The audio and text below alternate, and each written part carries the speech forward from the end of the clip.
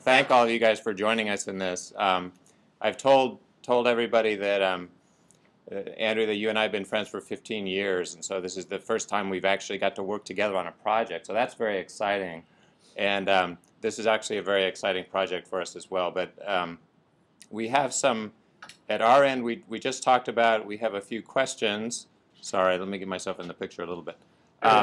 We have a few questions that we could ask. Would you guys like us to introduce ourselves just really quickly? Sure, that would be good. Okay, so you guys go. Well, hello, I'm Clayton Keggy. I'm Carissa. I'm Preston. I'm Garrick.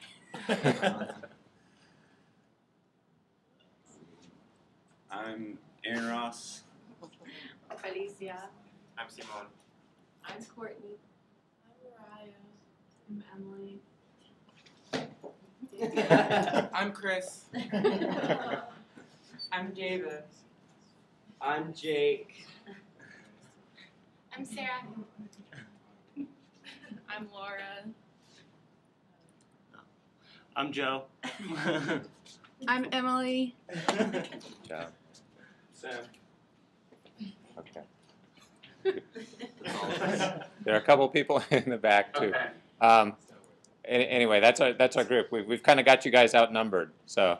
Okay. So what I'll do is what I want to do first, Bob, is to formally introduce Ken and Lal to you as the instructor, and then to the rest of the class. But let's see. Now I get kind of confused here in left and right. But to my right, over here, is Kahin and Kahin H, and then over here is Kawal Asa, and I'm going to kind of get away out of the picture, well, not just out of the picture, but out of the emceeing in just a minute, and kind of turn it over to you guys to be doing more talking and me doing less talking and so on. But this is the first opportunity that Professor Bob over there has gotten a chance to see the ladies I'm working with.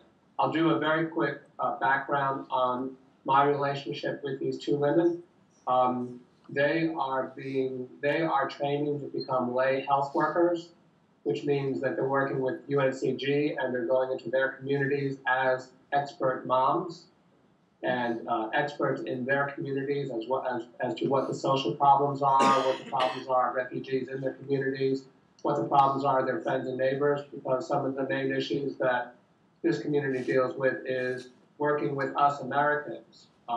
They've come from a very long distance and they're over here, and it's quite an amazing experience for them to come over this way, but there's also, as you can imagine, a lot of struggles. So Kahin and Kawal are both experts in their communities. We hope that maybe they can answer some of your questions. We might be asking you to repeat the questions, and as the occasion dictates, I may rephrase some of your questions or some of your comments just so they may better understand stuff. Also, another thing too is if you don't understand, please, say something, wave your hand, whatever is appropriate, so that you feel like you really do understand and can make a connection here. So with that, Bob, I'm going to bow out and let you guys kind of, say what you need to say or ask your questions or whatever you guys want to do. Okay, thanks, Andrew. We have a few questions that people have come up with, and also I was thinking maybe after the questions, and certainly we would hope that other questions might come up along the way, that we didn't sort of pre think of. But I thought we also might spend some time discussing then, doing a little brainstorming around where we might go in terms of projects and involvements, ways that we might be actually useful. So so that's kind of how we have it. So I'm going to go ahead and conscript someone to be the first questioner. Carissa had a question, that actually really interesting one, that I'm just going to let her ask. And like you, Andrew, I'm going to kind of back out here and stop talking. So. Has America been lived up to what you expected it to be, and what were those expectations when you came? So, do you understand the question? she's asking, I think, with your hopes and expectations when you came to America, you dreamed about different things. What do you think?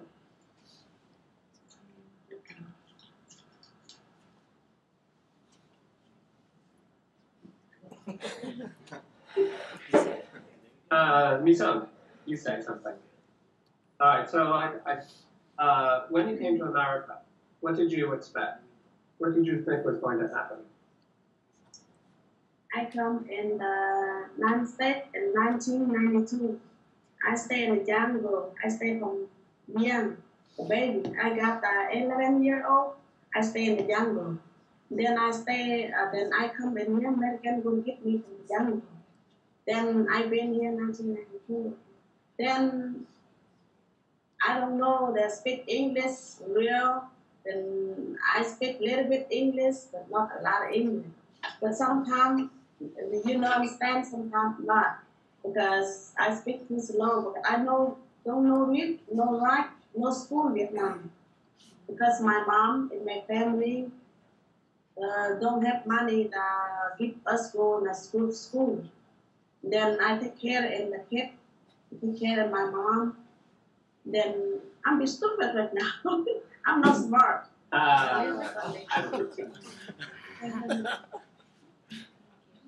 So, what do you think about America now? Yes, American's good, but freedom, then go work, have money, then buy food, and buy everything to eat. But Vietnam, no food. Yeah, then eat food, but but you go to work in the farm, then you have food eat, but you have money to buy food. Then I stay in here, then it's good, eat food. Yeah, there's good food eat. Then eat rice, montagnard eat rice. A lot. It means a lot. Okay, Mihung, what do you think about America? My name is Kim A, and then I came to United States 2009. 2 years ago, and the first time I come to US, and then I get a little bit affect because different country in my country, and I live every day work farm in here, and then get new job, and then in my country have my land and have house and no pay, just only pay a little bit light and power, and then in here pay everything. I worry about to have no job, and then have no house, have no car, and then first time now I have a little bit and better to live in here, and then I was the first time I worry about speak English because my language doesn't speak my language and Vietnamese and Vietnam. But in here speak English, I will be about, and I have 2 year really, and then I speak one more, and then have picture Betsy, and then picture Andrew who have us, and then speak more a little bit English, and then now my family and live here in US, and then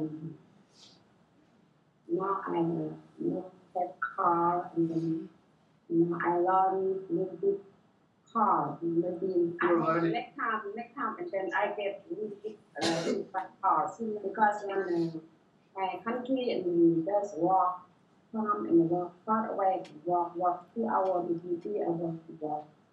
Thank you. Did you guys need any help understanding, and is the volume okay? A little. Yeah, I think it's what do you? I got like snippets, but it was kind of the volume. I think it's She's close just to the mic. directional. Yeah, there, Away from the mic. I think a little bit of directional, sort of away from the mic was a little hard to understand, but but that's fine. Part of Carissa's question, I think, too, was, are there things that you miss? Kind of. You guys, what do you miss? About home. About from home. Vietnam, what do you miss? Do you miss anything? The long walking. Yeah. I miss my family, my grandma, my mom, and then all of my family and my village. And then I leave my parents, I leave my farm, everything to miss. Mm-hmm.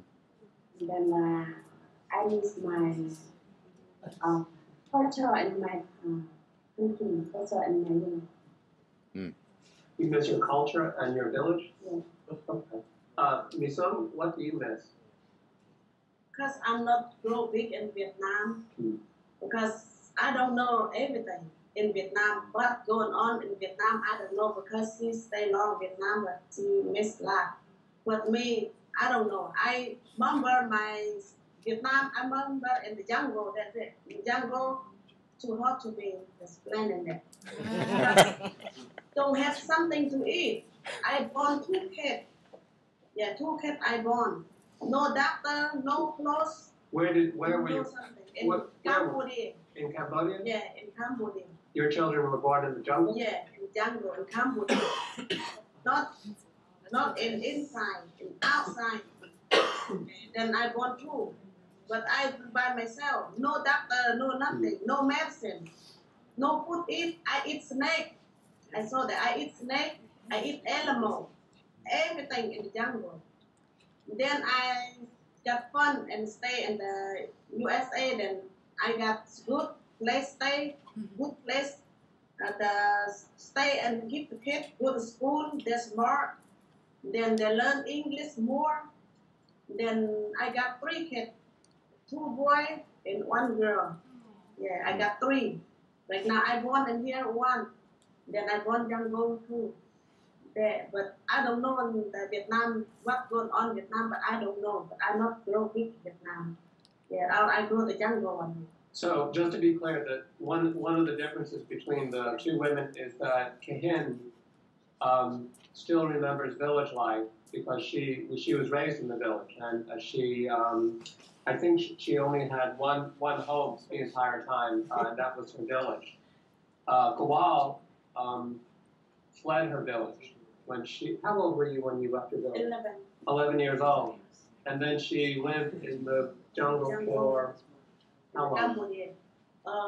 12 years. For 12 years. So she's less familiar with village life and any kind of settled, organized life. And then she lived in the jungle for 12 years and then came to the U.S. Amazing. David? Oh, Can you maybe okay. come up? I guess I just had a question about, so are you guys, is the culture kind of like, do you identify yourself as like expatriates living in the U.S., or have you kind of identified more, or at least with newer generations, as, you know, Americans who have this heritage of, you know, immigrants who have come over? Is that clear what I'm saying? You understand? I think he asked, do you think you are refugee or montagnard or American or everything together? What do you think? Yes, like because I want is meet together and montagnard and American because us stay in here. Yeah, because all the montagnard stay in here. Then it's good the place stay, but yet they have a lot of food eat in here. But they stay back in Vietnam. It's a little bit food, not a lot of food eat. Then go to the doctor, too hot to go to the doctor. Then some they don't have money to go to the doctor. Some people die inside our food but don't have money to go to the doctor. So are you an American? But I'm not American. Right now I'm American. Okay. Yeah, right now I'm American.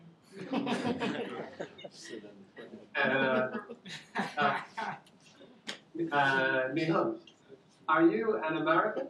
What is the first thing? What is the first thing? Are you American? Are you montagnard? Are you a refugee? What do you think? I am montagnard, but I came here and then I live with have American and I have many country and then I want to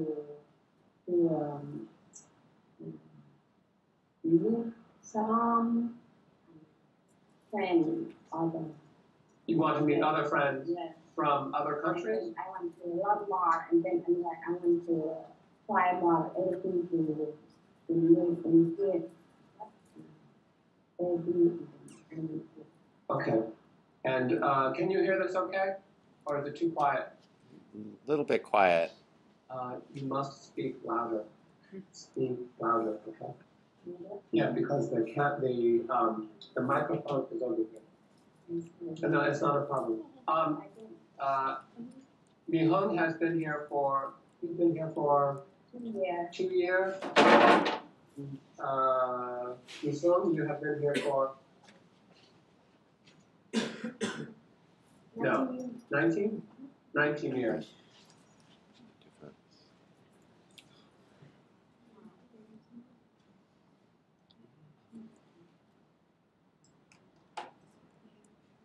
All right, who else had a question? I'm curious. Yeah, something Felicia, totally yeah. different. Yeah. Just thinking about the roles that these two lovely ladies are playing, like seems like a really dynamic role, and I'm just curious about the gender roles, I guess, in their community. I don't know. Okay. Gender roles. You know what that is? A gender role. These are the jobs of men and women in your culture.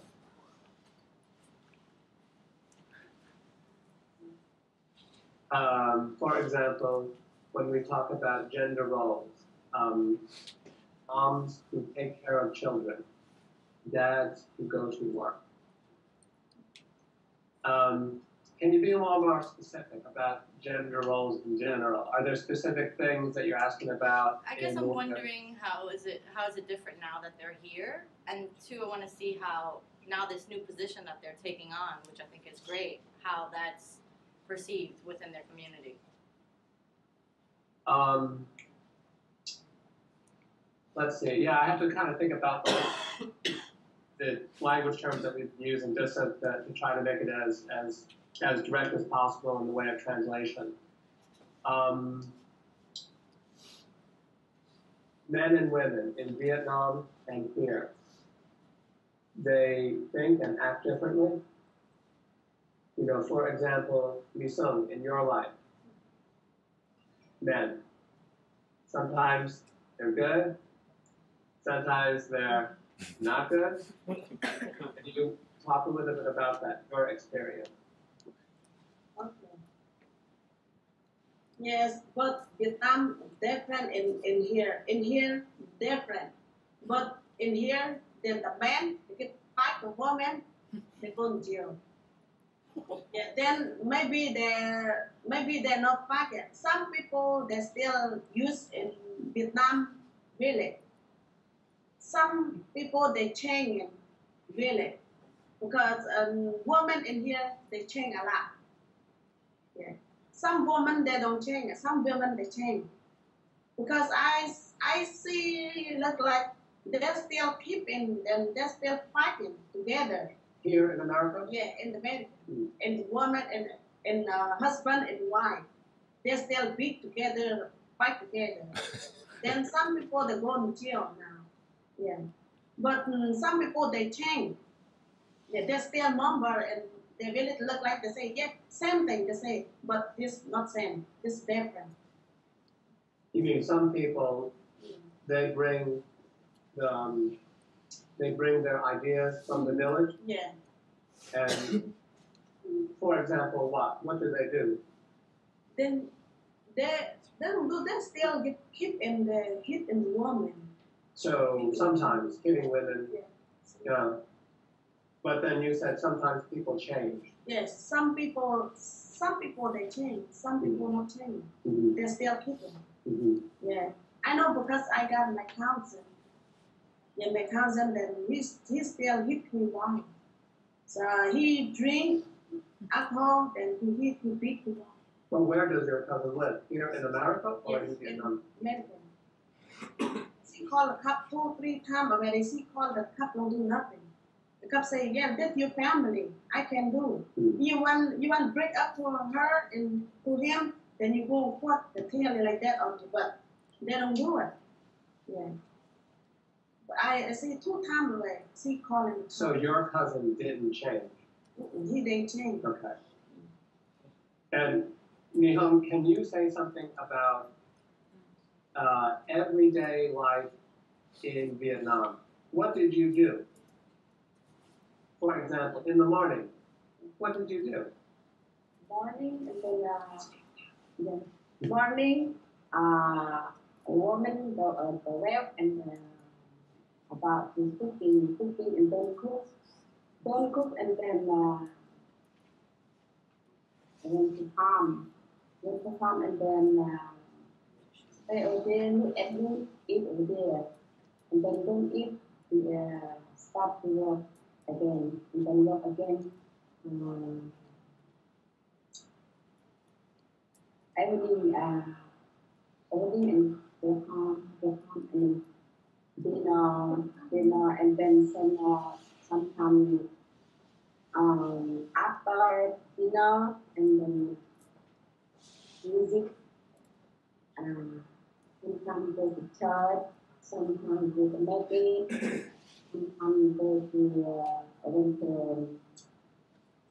visit the friend house and neighbor house, and then sleep every day like this. So every day is the same. Yeah, You're saying every day. in the mornings you'll wake up, you make Make food. food, and then For children go to school, and then my mom and dad went to farm. so then you go to the farm. Yeah. How far is the farm? How many minutes? 1 hour. Sometimes the farm, different farm. Sometimes the farm close the house. Yes. Sometimes the farm far away. One hour. Sometimes 2 hour walk. So sometimes it's a 1 or 2 hour walk to the farm, Yeah. and then you work on the farm, and then you eat there at the farm, and then when you're done, you walk home. Along and then farm and eat there. Yes. And then in the evening, you cook dinner, Yeah. and then sometimes you go to visit friends, Yeah. go to church, or other things, right? And then choir. Oh yes, so you're in the choir too, so sometimes you'll practice in the choir. Choir to do God with that. So you'll study the Bible? Yeah. Okay. Well, we hope that helps. Yeah. Could I ask Andrew a question? Yeah. Yeah. Go ahead. Hi, Andrew. I don't know if you can see me. My name's Aaron. I just had a question for you. What made you, I don't know, in the sense of the way that you're doing what you're doing, like a lot of people, believe in the sense of like, you go to a country and you try to create, basic necessities and things like that. But with this, it's so interesting that, you're kind of transplanting people here. So what was your philosophy? Like what brought you kind of to this place that this was the, the method that you wanted to use? Who are you talking to, me? Yeah. Yeah. Okay. Sorry. You're questioning like, why am I doing what I'm doing? Yeah, I mean, I'm really hoping to kind of catch the heart of like what brought this about. The idea of integrating people into this culture and that. Sure. I think that's a pretty complicated question, but I think for me the bottom line thing is that this particular population, the montagnards, to me are really interesting. They're really interesting because for reasons that if you start reading all the Wikipedia stuff and all the history stuff, you'll figure out that they wound up here in North Carolina. And you know, you have to really scratch your head and wonder, like, why of all places North Carolina? So that kind of snagged me. And there are a bunch of other things that happened as well. But I'm really interested in general that North Carolina and Greensboro and the Piedmont are changing a lot. I came here to this area maybe around 85 or so from California and New York. And you couldn't find a good Chinese restaurant. The food was like, if you were into like down home North Carolina cooking, which is really good. I mean, you know, there's plenty of that. But there wasn't a whole lot of, this is going to be really unfair to say stuff like this, but you know, there really wasn't a lot of different culture. There was, you know, when you look into the history of this area, you know, there's black culture, there's white culture. And then you have an interesting mix between the two, which sometimes is really amazing and other times results in riots. You know, and we know what that, you know, history is about. In the past bunch of years now, all these different amazing populations have been moving into this area. And unless you really looked hard, you would not think that all these folks were around you. And if you drive around Winston-Salem enough or Greensboro, then you start seeing like all these Mexican restaurants and all these tiendas and stuff. And then you see all these shops that are opening up and you're wondering like what's going on in these places and how did these folks arrive here? So, I mean, that's in some sense how I got involved. I saw that our community was really, really changing. As an artist, you know, I thought this was really cool and really amazing. I just thought it was really spectacular. Coming from the New York area, you just take diversity and stuff like this just for granted. You just think that everybody is different on the street and nobody was born there. But I mean, so it's a really different experience to come to Greensboro and to see this community in transformation. I really think that, you know, the more different folks are around, the better it is. And plus you get better places to eat and you have more interesting people to eat on the street. So, I mean, that's just a general kind of philosophy thing. From speaking purely as an artist, I just think the ideas are really kind of neat and interesting to be able to work with a lot of different folks who have ideas which are totally different than yours. So, I mean, in a nutshell, that's kind of like, that's my background. But we want to try to get the women front and center again. But thanks for asking. Can I ask a question? We are time-wise, we're in the like 5 minutes left in class. I would like to know what might be something fun that we could do with a group of montagnards that were interested. What kind of activities would be fun? I was thinking, I mean, I would love to share a meal or something like that. I would love to see a lot of things I'd like to do, but what ideas do you have that might be fun for your community to arrange and do with us face to face? Do you understand the question? I think Bob was saying, if you went to Winston-Salem and saw these people and met them, what would you want to do? Do you want to see the school? Do you want to see their school? Yeah. You know, I think we've talked about a bunch of things. I really don't want to do too much talking. But the idea of like, you know, a completely open agenda, Bob, is pretty rough. Mm-hmm. Mm-hmm. You know, maybe you guys can think of some things, and maybe your students can think of some things based upon some of the research that they're doing, and maybe more questions. And maybe that can spark some interest, and maybe, you know, there could be more of a collaborative thing that folks could do together. Since you know, I'm always happy to do food, but that's not, you know, that's not about us. It's about what they want to do. So, you know, if we hear more from your students too, that would be a help too. Okay, well, I think we can do that part. We can gather up our ideas now much better. It's been great getting to meet you guys, and I guess I'm just looking forward to actually meeting you in person as well. So Great. Thank you so much. Yeah. Yeah. Thank you. Thank you both. Got it. Bye.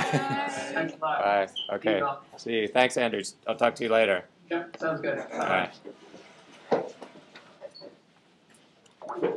I'm down with the food thing. No, I mean like even like nobody really knows me and where I'm from, and I'd be willing to cook stuff and bring music and stuff from like Well, my culture. You know what I mean? Yeah, I almost Yeah. thought of like a show. It sounds lame, but I don't know. Like, that's what I felt like. Like a show and tell. But I don't know what It's not. I think it'd be fun because we don't Yeah. even know each other in the classes. Yeah, exactly. It would be interesting. What I'd like you guys to do is kind of take this away with you at least a little bit. Think about it. Maybe talk about it when you're having lunch or whatever. And just think of what might be good. It didn't even occur to me until I was there's a lot of talk about food, y'all. So I was thinking, maybe we could actually just have a share a meal. When they came to campus, we could share a meal and then do some kind of performing, shared performance. They could do some stuff, we could do some stuff. It could be that simple, right? But give it some thought and let me know what you think next time. And so I'll see you guys on Friday. Take a look at the homework assignment is now posted. So if you want to get a jump on it, it's there. Thanks, guys.